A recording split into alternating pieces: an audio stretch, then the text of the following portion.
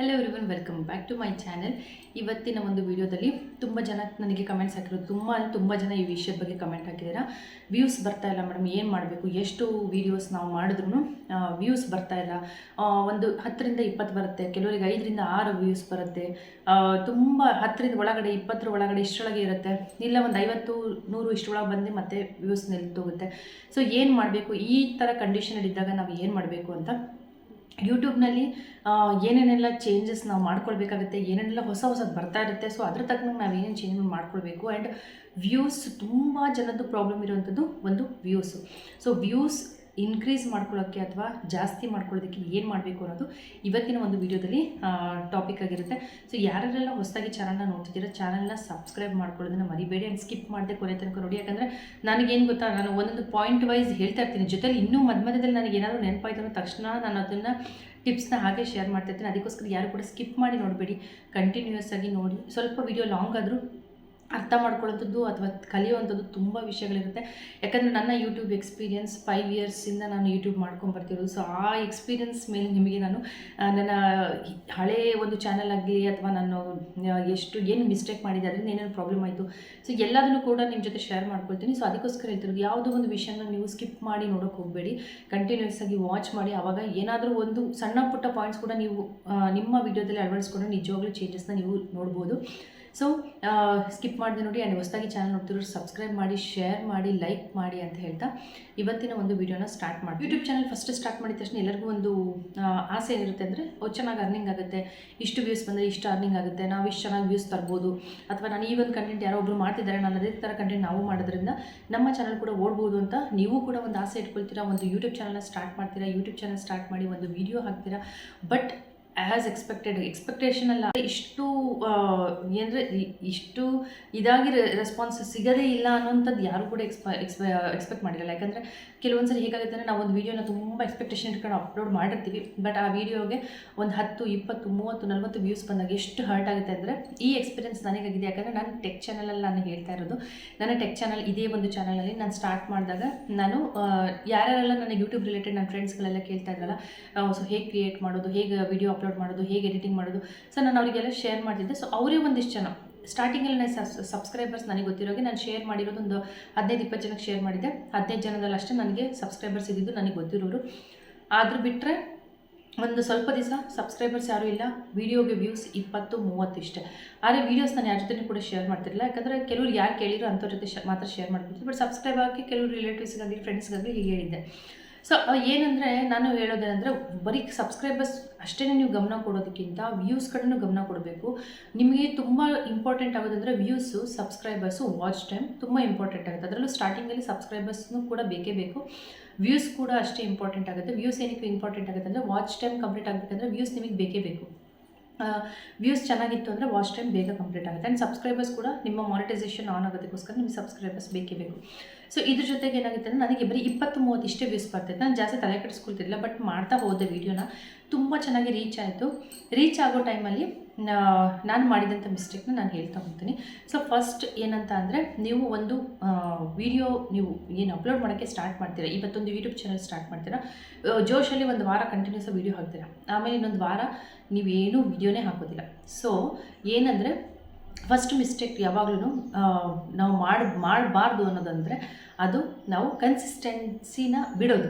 ಯಾಕಂದರೆ ಎಷ್ಟೋ ಜನ ಕನ್ಸಿಸ್ಟೆಂಟಾಗಿರೋದಿಲ್ಲ, ಕಂಟಿನ್ಯೂಸ್ ಆಗಿ ವೀಡಿಯೋಸ್ನ ಹಾಕೋದಿಲ್ಲ. ಒಂದ್ಸರಿ ಇವಾಗ ಹಾಕ್ತೀರಾ, ಅಥವಾ ಸ್ಟಾರ್ಟಿಂಗಲ್ಲಿ ಯೂಟ್ಯೂಬ್ ಸ್ಟಾರ್ಟ್ ಮಾಡಿದ್ವಿ ಅನ್ನೋ ಜೋಶಲ್ಲಿ ತುಂಬ ವೀಡಿಯೋಸ್ನ ಹಾಕ್ತೀರಾ, ಅದರ ಮೇಲೆ ವೀಡಿಯೋಸೇ ಹಾಕೋದಿಲ್ಲ. ಸೊ ಈ ಒಂದು ಮಿಸ್ಟೇಕಿಂದ ನಿಮ್ಮ ಚಾನಲ್ ಬೇಗ ಗ್ರೋತ್ನ ಸ್ಟಾಪ್ ಮಾಡುತ್ತೆ. ಯಾಕಂದರೆ ಯೂಟ್ಯೂಬ್ ಒಂದು ಚಾನಲ್ನ ಪ್ರಮೋಟ್ ಮಾಡ್ತಾ ಇರುತ್ತೆ ಅಥವಾ ನೋಡ್ತಾ ಇರುತ್ತೆ, ಅದು ಗೊತ್ತಾಗ್ತಾ ಇರುತ್ತೆ. ಇವಾಗ ಬೇರೆಯವರಿಗೆ ಅದನ್ನು ಪ್ರಮೋಟ್ ಮಾಡೋ ಟೈಮ್ನಲ್ಲಿ ನೀವು ಸಡನ್ನಾಗಿ ಒಂದು ವಾರ ಹಾಕಿರ್ತೀರಾ, ಎಲ್ಲೋ ಇನ್ನೇನು ಸ್ವಲ್ಪ ದಿವಸದಲ್ಲಿ ರೀಚ್ ಆಗುತ್ತೆ ಅನ್ನೋ ಟೈಮ್ನಲ್ಲಿ ನಿಮ್ಮ ವೀಡಿಯೋ ನೀವು ಹಾಕೋದು ಸ್ಟಾಪ್ ಮಾಡಿದ ತಕ್ಷಣ ಏನಾಗುತ್ತೆ, ನಿಮ್ಮ ವೀಡಿಯೋ ಯಾರಿಗೂ ಕೂಡ ಆಮೇಲೆ ರೀಚ್ ಆಗೋದಿಲ್ಲ. ಒಂದು ಕಡೆಯಿಂದ ಡೆಡ್ ಆಯಿತು ಅಂತ ಅನ್ಕೊಳ್ಳಿ ಚಾನಲ್, ಅಷ್ಟು ಪ್ರಾಬ್ಲಮ್ ಆಗುತ್ತೆ. ಯಾಕಂದರೆ ನಾನು ನನ್ನ ಬ್ಲಾಗ್ ಚಾನಲಲ್ಲಿ ಇದನ್ನು ಅನುಭವಿಸಿರೋದು ಹೇಳ್ತಾ ಇದ್ದೆ. ಯಾಕಂದರೆ ತುಂಬ ದಿವಸದಿಂದ ನಾನು ವೀಡಿಯೋಸ್ ಚೆನ್ನಾಗಿ ಮಾಡು ಇನ್ನೇನು ರೀಚ್ ಆಗೋ ಟೈಮಲ್ಲಿ ಬ್ಲಾಗ್ ಸ್ಟಾರ್ಟ್ ಮಾಡಿದೆ. ನಾನು ಫಸ್ಟ್ ಫೇಸ್ ತೋರಿಸಿ ನನಗೆ ಮಾಡೋದಕ್ಕೆ ಇಷ್ಟ ಇರಲಿಲ್ಲ, ಬಟ್ ಸ್ಟಾರ್ಟ್ ಮಾಡಿದಾಗ ನಾನು ಒಂದು 2-3 ವೀಡಿಯೋ ತುಂಬ ಚೆನ್ನಾಗಿ, ಅಂದರೆ ಸ್ಟಾರ್ಟಿಂಗಲ್ಲಿ ನನಗೆ ಬರ್ತಿದ್ದ ವ್ಯೂಸ್ಗೆ ಕಂಪೇರ್ ಮಾಡಿದ್ರೆ, ನನಗೆ ಆ ಟೈಮ್ನಲ್ಲಿ ನಾನು ಪ್ರೆಗ್ನೆನ್ಸಿಯಲ್ಲಿ ಒಂದಿಷ್ಟು ವೀಡಿಯೋ ಮಾಡಿದೆ, ತುಂಬ ಚೆನ್ನಾಗಿ ಗ್ರೋ ಆಗಿ ಸ್ಟಾರ್ಟ್ ಆಯಿತು. 1K ಮೇಲೆ 2K ಈ ಥರ ರೀಚ್ ಆಗಿ ಸ್ಟಾರ್ಟ್ ಆಗೋ ಟೈಮಲ್ಲಿ ನಾನೇನು ಮಾಡಿಬಿಟ್ಟೆ, 2-3 ವೀಡಿಯೋ ಮಾಡಿದೆ, ಡಿಲೀಟ್ ಮಾಡಿಬಿಟ್ಟೆ. ಅದ್ರ ಮೇಲೆ 6 to 1 year ಗ್ಯಾಪ್ ಕೊಟ್ಟೆ ನಾನು. 6 ಮಂತಿಂದ 1 year ತನಕ ಗ್ಯಾಪ್ ಕೊಟ್ಟೆ. ಸೊ ಆ ಗ್ಯಾಪಲ್ಲಿ ಏನಾಯಿತು, ಮತ್ತೆ ನನ್ನ ವೀಡಿಯೋ ಫುಲ್ಲು ಡೌನ್ ಆಯಿತು. ಈವನ್ ನನ್ನ ಚಾನಲ್ ಡೆಡ್ ಆಯಿತು ಅಂತ ಅಂದ್ಕೊಳ್ಳಿ, ಆ ರೀತಿ ಆಗೋಯಿತು. ತುಂಬ ರೇರಾಗಿ ನನ್ನ ವೀಡಿಯೋಸ್ ಕೆಲವೊಂದು ರನ್ ಆಗುತ್ತೆ. ಸೊ ನಾನು ಆ ಚಾನಲಲ್ಲಿ ಏನಂದರೆ ವರ್ಷಕ್ಕೆ ಒಂದು ಸರಿ ಇನ್ಕಮ್ ಬರೋದು ಹೆಚ್ಚು ಅನ್ನೋ ಥರ ಆಗಿದೆ. ಸೊ ಈ ಮಿಸ್ಟೇಕ್ ನೀವು ಕೂಡ ಮಾಡಬೇಡಿ. ಯಾಕಂದರೆ ಈಗ ಪರ್ಸ್ನಲ್ ಎಕ್ಸ್ಪೀರಿಯನ್ಸ್ ಶೇರ್ ಮಾಡೋದು ಒಳ್ಳೆಯದು, ಅದಕ್ಕೋಸ್ಕರ ನಾನು ಹೇಳ್ತಾ ಇರೋದು. ಬಟ್ ಇವಾಗ ಮತ್ತೆ ಆ ಚಾನಲ್ನ ನಾನು ಗ್ರೋ ಮಾಡ್ತಾ ಇದ್ದೀನಿ. ಆ ಒಂದು ಸೀಕ್ರೆಟ್ ಕೂಡ ನಿಮ್ಮ ಜೊತೆ ಶೇರ್ ಮಾಡ್ತೀನಿ. ಇತ್ತೀಚೆಗೆ ಮತ್ತೆ ವ್ಯೂಸ್ ಆಗಲಿ, ಸಬ್ಸ್ಕ್ರೈಬರ್ಸ್ ಆಗಲಿ, ಪ್ರತಿಯೊಬ್ಬರು ಕೂಡ ಗ್ರೋ ಆಗ್ತಿದೆ. ನನ್ನ ಪ್ರೆಗ್ನೆನ್ಸಿ ರಿಲೇಟೆಡ್ ವೀಡಿಯೋಸ್ಗೆಲ್ಲ 100K ಮೇಲೆ ವ್ಯೂಸ್ ಆಗಿದೆ. ಆ್ಯಂಡ್ ಕ್ರೀಮ್ ರಿವ್ಯೂಸ್ ಮಾಡಿದ್ದೀನಿ, ಅದು ಕೂಡ 100K ಮೇಲೆ ವ್ಯೂಸ್ ಆಗಿದೆ. ಸೊ ಅವೆಲ್ಲದನ್ನು ಟಿಪ್ಸ್ ಏನು ಅನ್ನೋದು ನಿಮ್ಮ ಜೊತೆ ಶೇರ್ ಮಾಡ್ಕೊಳ್ತೀನಿ ನೆಕ್ಸ್ಟ್ ವಿಡಿಯೋದಲ್ಲಿ. ಸೊ ಅದಕ್ಕೋಸ್ಕರ ಹೇಳೋದು, ಯಾವಾಗಲೂ ಸಬ್ಸ್ಕ್ರೈಬ್ ಮಾಡಿಟ್ಕೊಳ್ಳಿ. ಯಾವುದೇ ಒಂದು ಯೂಟ್ಯೂಬ್ ರಿಲೇಟೆಡ್ ನಿಮಗೆ ಇನ್ಫಾರ್ಮೇಷನ್ ಬೇಕು ಅಂದರೆ ಆವಾಗ ತಕ್ಷಣ ನಿಮಗೆ ಸಿಗುತ್ತೆ. ಅದಕ್ಕೋಸ್ಕರ ಸೊ ಯಾವಾಗಲೂ ಕನ್ಸಿಸ್ಟೆಂಟ್ ಆಗಿರಿ. ನೀವು ವಾರದಲ್ಲಿ 2 ಇಲ್ಲ 3 ವೀಡಿಯೋನೇ ಮಾಡ್ತೀರಾ, ಮತ್ತೆ ನೆಕ್ಸ್ಟ್ ವೀಕಲ್ಲಿ ಮತ್ತೆ 2-3 ವೀಡಿಯೋ ಅದನ್ನು ಮಾಡಬೇಕು. ಅದೇ ಥರ ಕನ್ಸಿಸ್ಟೆಂಟ್ ಆಗಂದರೆ ಗ್ಯಾಪ್ ಕೊಟ್ಟರು ಕೂಡ ತೀರಾ ಗ್ಯಾಪ್ ಕೊಡಬಾರ್ದು. ಇಷ್ಟು ವೀಡಿಯೋ ಇಷ್ಟು ಮಾಡಲೇಬೇಕು ಅನ್ನೋದನ್ನು ಮೈಂಡಲ್ಲಿ ಫಿಕ್ಸ್ ಆಗಿಬಿಡಿ. ಯಾವತ್ತೂ ಕೂಡ ಕನ್ಸಿಸ್ಟೆನ್ಸಿನ ಬಿಡೋಕ್ಕೆ ಹೋಗಬೇಡಿ. ಅದೇ ತುಂಬ ತುಂಬ ತುಂಬ ದೊಡ್ಡ ಮಿಸ್ಟೇಕು.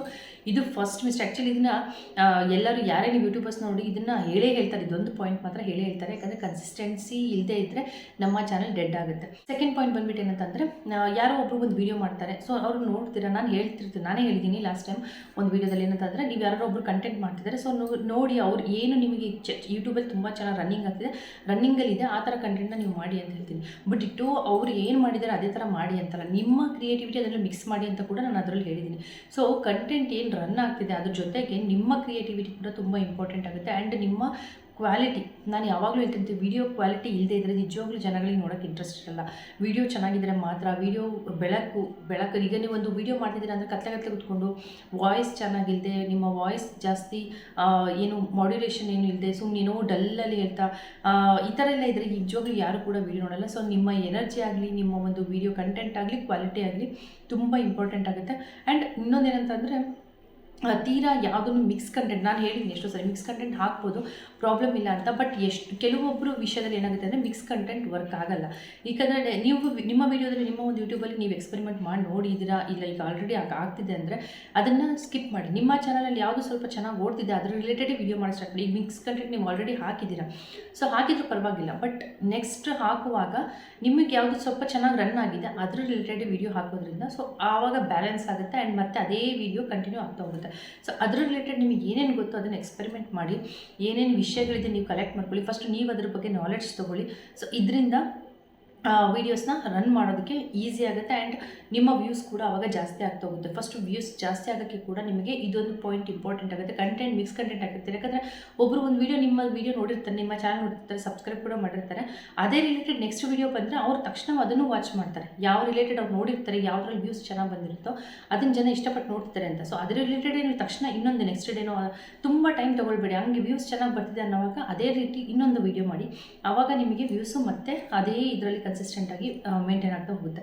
ಸೊ ನೀವು ಮಿಕ್ಸ್ ಕಂಟೆಂಟ್ ಹಾಕೋದು ಫಸ್ಟು ಆದಷ್ಟು ಅದನ್ನು ಅವಾಯ್ಡ್ ಮಾಡಿ. ಎಷ್ಟಾಗುತ್ತೋ ಅಷ್ಟು ನಿಮಗೆ ಯಾವುದು ಚೆನ್ನಾಗಿ ರನ್ನಿಂಗಲ್ಲಿದೆ ಅದನ್ನು ಹಾಕೋಕ್ಕೆ ಸ್ಟಾರ್ಟ್ ಮಾಡೋದ್ರಿಂದ ಇದರಿಂದ ಕೂಡ ನಿಮ್ಮ ಚಾನಲ್ ವ್ಯೂಸ್ ಜಾಸ್ತಿ ಆಗೋದಕ್ಕೆ ಹೆಲ್ಪ್ ಆಗುತ್ತೆ. ಇನ್ನೊಂದು ಏನಂತಂದರೆ ಥಂಬ್ನೇಲ್ನ ಚೆನ್ನಾಗಿ ಇಟ್ಕೊಳ್ಬೇಕು. ಥಂಬ್ನೇಲ್ ಯಾವಾಗಲೂ ಏನಂತಂದರೆ ಸ್ವಲ್ಪ ಅದನ್ನು ಒಂದು ಥಂಬ್ನೇಲ್ನಿಂದನೇ ನಮ್ಮ ವೀಡಿಯೋ ತುಂಬ ಚೆನ್ನಾಗಿ ಅಟ್ರಾಕ್ಟಿವ್ ಆಗುತ್ತೆ. ತುಂಬ ನಾವು ಅದರಲ್ಲಿ ಎಲ್ಲ ಮಿಕ್ಸ್ ಮಾಡೋದಕ್ಕಿಂತ ಕಂಟೆಂಟಲ್ಲಿ ಸ್ವಲ್ಪ ಅದನ್ನು ನೋಡಿದ ತಕ್ಷಣ ಅವ್ರಿಗೆ ಏನೋ ಒಂದು ವಿಷಯ ಅದರಲ್ಲಿ ಇದೆ, ನಾವು ನೋಡಬೇಕು ಅಂತ ಅಂದ್ಕೊಂಡಿರೋ ವೀಡಿಯೋ ಇದೇನೆ ಅನ್ನೋ ಥರ ಅವರಿಗೆ ಮೆಸೇಜ್ ರೀಚ್ ಆಗೋ ಥರ ಒಂದು ಥಂಬ್ನೇಲ್ ಇಟ್ಕೊಳ್ಳಿ. ಕ್ಲೀನ್, ನೀಟ್ ಆ್ಯಂಡ್ ಕ್ಲಿಯರಾಗಿ ಇಟ್ಕೊಳ್ಳಿ.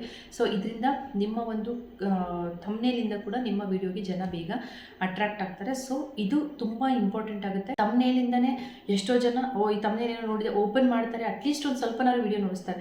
ಸೊ ಒಂದಿಷ್ಟು ವೀಡಿಯೋ ಏನೊಂದು ಅರ್ಧ ತನಕ ನಿಮ್ಮ ವೀಡಿಯೋ ಏನು ಅವ್ರಿಗೆ ಅಟ್ರಾಕ್ಟ್ ಮಾಡುತ್ತಲ್ಲ ಆ ಒಂದು ಟೈಮಿಂಗ್ಸ್ ಕೂಡ ತುಂಬ ಇಂಪಾರ್ಟೆಂಟ್ ಆಗುತ್ತೆ. ಥಂಬ್ನೇಲ್ ನೋಡ್ತಾರೆ, ಥಂಬ್ನೇಲ್ ನೋಡಿ ಓಪನ್ ಮಾಡ್ತಾರೆ. ಆ್ಯಂಡ್ ಸ್ಟಾರ್ಟಿಂಗಲ್ಲಿ ಒಂದು 2ರಿಂದ 3 ನಿಮಿಷ ಅವ್ರು ನಿಮ್ಮ ವೀಡಿಯೋ ವಾಚ್ ಮಾಡೋದೊಂದು ಅಟ್ಲೀಸ್ಟ್ ನಿಮ್ಮ ವೀಡಿಯೋ ಇಂಪ್ರೆಷನಿಂದ ರೀಚ್ ಆಗುತ್ತೆ. ಇಷ್ಟು ಇಂಪ್ರೆಷನ್ ಅಂತ ರೀಚ್ ಆಗುತ್ತೆ. ಸೊ ಇದರಿಂದ ಕೂಡ ನಿಮ್ಮ ಚಾನಲ್ಗೆ ವ್ಯೂಸ್ ಬರೋ ಚಾನ್ಸಸ್ ಜಾಸ್ತಿ ಆಗುತ್ತೆ. ಸೊ ಯಾವಾಗಲೂ ಇನ್ನೊಂದೇನೆಂದರೆ ಯೂಟ್ಯೂಬ್ನಲ್ಲಿ ಇಂಪ್ರೆಷನ್ ತುಂಬ ಇಂಪಾರ್ಟೆಂಟ್. ಅಂದರೆ ಜನಗಳು ನಮ್ಮ ಚಾನಲ್ ನೋಡ್ತಿದ್ದಾರೆ ಅಂದರೆ ಅಟ್ಲೀಸ್ಟ್ ಒಂದು ಅರ್ಧ ತನಕ ನೋಡಿದ್ರೆ ನಿಮ್ಮ ಇಂಪ್ರೆಷನ್ ಯೂಟ್ಯೂಬ್ ಚೆನ್ನಾಗಿದೆ ಅಂತ ಅಂದ್ಕೊಂಡು ಆವಾಗ ಬೇರೆಯವರಿಗೆ ಸಜೆಸ್ಟ್ ಮಾಡೋಕ್ಕೆ ಸ್ಟಾರ್ಟ್ ಮಾಡ್ತೀವಿ. ಇಲ್ಲಾಂದರೆ ನಿಮ್ಮ ಒಂದು ಚಾನಲ್ನ ಯಾರಿಗೂ ಕೂಡ ಯೂಟ್ಯೂಬ್ ಸಜೆಸ್ಟ್ ಮಾಡೋದಿಲ್ಲ.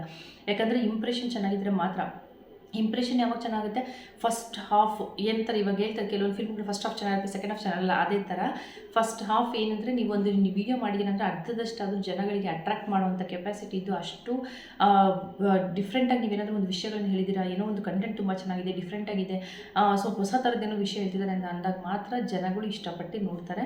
ಸೊ ಅದು ತುಂಬ ಇಂಪಾರ್ಟೆಂಟ್ ಆಗುತ್ತೆ. ಯಾವುದೇ ವಿಷಯ ಆಗಲಿ ನೀವೊಂದು ಯೂಟ್ಯೂಬಲ್ಲಿ ಇವತ್ತು ವೀಡಿಯೋ ಮಾಡ್ತಿದ್ದೀರಾ ಅಂತ ಅಂದಾಗ ಕಂಪ್ಲೀಟಾಗಿ ನಿಮ್ಮ 100% ನೀವು ಅದಕ್ಕೆ ಕೊಡಲೇಬೇಕಾಗುತ್ತೆ.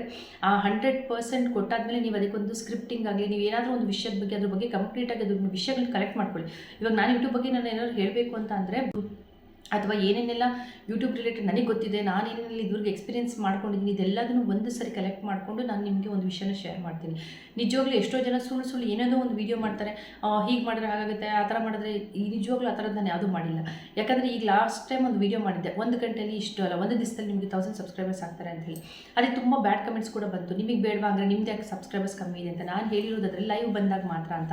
ಸೊ ನಿಜವಾಗ್ಲೂ ಲೈವ್ ಬನ್ನಿ, ನಿಮ್ಮ ಒಂದು ಲೈವ್ ಕಂಟೆಂಟ್ ಯಾವುದ್ರ ಮೇಲಿದೆ ಅದ್ರ ಮೇಲೆ ಜನ ಸಬ್ಸ್ಕ್ರೈಬ್ ಆಗೇ ಆಗ್ತಾರೆ. ಅದಕ್ಕೋಸ್ಕರ ನಾನು ಅದನ್ನು ಮಾಡಿದ್ದೆ. ಯಾಕಂದರೆ ನಾನು ಒಂದು ಎಕ್ಸ್ಪೀರಿಯನ್ಸ್ ಆಗಿದೆ ನನಗೆ. ಹೇಳಿದ್ದೆ ನಾನು ಆವಾಗ 1000 ಸಬ್ಸ್ಕ್ರೈಬರ್ಸ್ ರೀಚ್ ಆಗೋದಕ್ಕೆ ನನಗೆ ಲೈವ್ ಬಂದು ತುಂಬ ಹೆಲ್ಪ್ ಆಯಿತು ಅಂತ. ಸೊ ನಿಮಗೂ ಕೂಡ ಆ ರೀತಿ ಹೆಲ್ಪ್ ಆಗಲಿರೋದು ಅಷ್ಟೇ ಇಂಟೆನ್ಷನ್ ಆಗಿತ್ತು. ಸೊ ಈ ಎಲ್ಲ ವಿಷಯಗಳನ್ನು ನಾನು ಎಕ್ಸ್ಪೀರಿಯನ್ಸ್ ಆದಮೇಲೆ ನಾನು ನನ್ನ ಸ್ವಂತ ಯೂಟ್ಯೂಬ್ನಲ್ಲೇ ಆಗಿರ್ಬೋದು, ನನಗೆ ಗೊತ್ತಿರೋರಿಂದ ಕೇಳಿ ತಿಳ್ಕೊಂಡಿರೋದು ಇದೆಲ್ಲದನ್ನು ವಿಷಯಗಳನ್ನ ಕಲೆಕ್ಟ್ ಮಾಡಿಬಿಟ್ಟು ನಾನು ನಿಮ್ಮ ಜೊತೆ ಶೇರ್ ಮಾಡ್ಕೊಳ್ತಿರೋದು. ಸೊ ಯಾವಾಗಲೂ ಅಷ್ಟೇ ಒಂದು ಚಾನಲ್ ರನ್ ಆಗೋದಕ್ಕೆ ನಮ್ಮ ಕಂಟೆಂಟ್ ಕ್ವಾಲಿಟಿ, ನಮ್ಮ ಒಂದು ಅದ್ರ ವಿಷಯದ ಬಗ್ಗೆ ನಾವು ತಿಳ್ಕೊಂಡಿರುವಂಥದ್ದು ಎಷ್ಟಿರುತ್ತೆ ಅದ್ರ ಮೇಲೆ ಡಿಪೆಂಡ್ ಆಗಿರುತ್ತೆ. ಜೊತೆಲಿ ನಾನು ಹೇಳಿದಾಗೆ ಯಾವಾಗಲೂ ಕನ್ಸಿಸ್ಟೆನ್ಸಿ ತುಂಬ ಮೇಂಟೈನ್ ಮಾಡೋದು ತುಂಬ ಇಂಪಾರ್ಟೆಂಟ್ ಆಗುತ್ತೆ. ಸೊ ಇದೆಲ್ಲ ವಿಷಯಗಳ ತಲೆಲಿಟ್ಕೊಂಡು ನೀವು ಚಾನಲ್ನ ಸ್ಟಾರ್ಟ್ ಮಾಡಿ. ವಿಡಿಯೋ ಆದಷ್ಟು ಒಂದೇ ವಿಷಯದಲ್ಲಿ ನೀವು ಕಂಟೆಂಟ್ ಯಾವಾಗಲೂ ಮಿಕ್ಸ್ ಕಂಟೆಂಟ್ ಹಾಕೋ ಬದಲು ನಿಮಗೆ ಯಾವುದ್ರಲ್ಲಿ ಇಂಟ್ರೆಸ್ಟ್ ಇದೆ, ಜೊತೆಲಿ ಯಾವುದ್ರಲ್ಲಿ ತುಂಬ ಚೆನ್ನಾಗಿ ನಾಲೆಡ್ಜ್ ಇದೆ, ಅಥವಾ ಯಾವುದ್ರಲ್ಲಿ ವ್ಯೂಸ್ ಚೆನ್ನಾಗಿ ಬರ್ತಿದೆ ಅದನ್ನು ಮತ್ತೆ ಕಂಟಿನ್ಯೂ ಹಾಕೊಂಡು ಹೋಗಿ. ಇದರಿಂದ ನಿಮ್ಮ ವ್ಯೂಸ್ ಕೂಡ ಜಾಸ್ತಿ ಆಗುತ್ತೆ, ನಿಮ್ಮ ಕಂಟೆಂಟ್ ಕೂಡ ತುಂಬ ಚೆನ್ನಾಗಾಗುತ್ತೆ, ನಿಮ್ಮ ವ್ಯೂಸ್ ಕೂಡ ಜಾಸ್ತಿ ಆಗ್ತಾ ಹೋಗುತ್ತೆ. ಸೊ ಇದಿಷ್ಟನ್ನು ಒಂದ್ಸರಿ ಟ್ರೈ ಮಾಡಿ ನೋಡಿ. ವ್ಯೂಸ್ ಸ್ವಲ್ಪನಾದರೂ ಬದಲಾವಣೆ ನಿಮಗೆ ಗೊತ್ತಾಗುತ್ತೆ. ಆ್ಯಂಡ್ ಥಂಬ್ನೇಲ್ನ ಸ್ವಲ್ಪ ಚೆನ್ನಾಗಿ ಇಟ್ಕೊಳ್ಳಿ, ವೀಡಿಯೋ ಕ್ವಾಲಿಟಿ ಚೆನ್ನಾಗಿ ಇಟ್ಕೊಳ್ಳಿ. ನಾನು ಯಾವಾಗಲೂ ಹೇಳಿದಾಗೆ ಬೆಳಕಲ್ಲಿ ಸ್ವಲ್ಪ ಆದಷ್ಟು ಬೆಳಕಿರುವಂಥ ಪ್ಲೇಸ್ನಲ್ಲಿ ವೀಡಿಯೋಸ್ನ ಮಾಡೋದಕ್ಕೆ ಸ್ಟಾರ್ಟ್ ಮಾಡಿ. ಆವಾಗ ನಿಮ್ಮ ಒಂದು ವಿಡಿಯೋ ಅಟ್ರಾಕ್ಟಿವ್ ಆಗಿ ಕಾಣಿಸ್ತಾ ಹಾಗೂ ಜನಗಳು ಅದನ್ನು ಇಷ್ಟಪಟ್ಟು ನೋಡ್ತಾರೆ. ವಿಡಿಯೋನೂ ಚೆನ್ನಾಗಿಲ್ಲ, ವಾಯ್ಸ್ ಚೆನ್ನಾಗಿಲ್ಲ ಅಂದಾಗ ಯಾರಿಗೂ ಕೂಡ ನೋಡೋದಕ್ಕೆ ಇಂಟ್ರೆಸ್ಟ್ ಇರಲ್ಲ. ಸೊ ಇದೆಲ್ಲದನ್ನು ಕೂಡ ಇವತ್ತಿನ ಒಂದು ವ್ಯೂಸ್ ರಿಲೇಟೆಡ್ ಎಷ್ಟೊಂದು ಜನ ಕಮೆಂಟ್ ಮಾಡಿದರೆ ಈ ವ್ಯೂಸ್ ರಿಲೇಟೆಡ್ ಇನ್ನೂ ಒಂದು ವಿಡಿಯೋ ಕೂಡ ಮಾಡಬೇಕು. ತುಂಬ ವಿಷಯಗಳಿದೆ ವ್ಯೂಸ್ ರಿಲೇಟೆಡ್ ಹೇಳುವಂಥದ್ದು. ನೆಕ್ಸ್ಟ್ ವಿಡಿಯೋದಲ್ಲಿ ಅದನ್ನು ಕೂಡ ನಾನು ಶೇರ್ ಮಾಡ್ತೀನಿ. ಈ ವಿಡಿಯೋ ಇಷ್ಟ ಆಗಿದ್ದರೆ ಲೈಕ್ ಮಾಡಿ, ಶೇರ್ ಮಾಡಿ, ಸಬ್ಸ್ಕ್ರೈಬ್ ಮಾಡಿ. ನೆಕ್ಸ್ಟ್ ವಿಡಿಯೋದಲ್ಲಿ ಸಿಗ್ತೀನಿ. ಎಲ್ಲರಿಗೂ ಟೇಕ್ ಕೇರ್, ಬಾಯ್.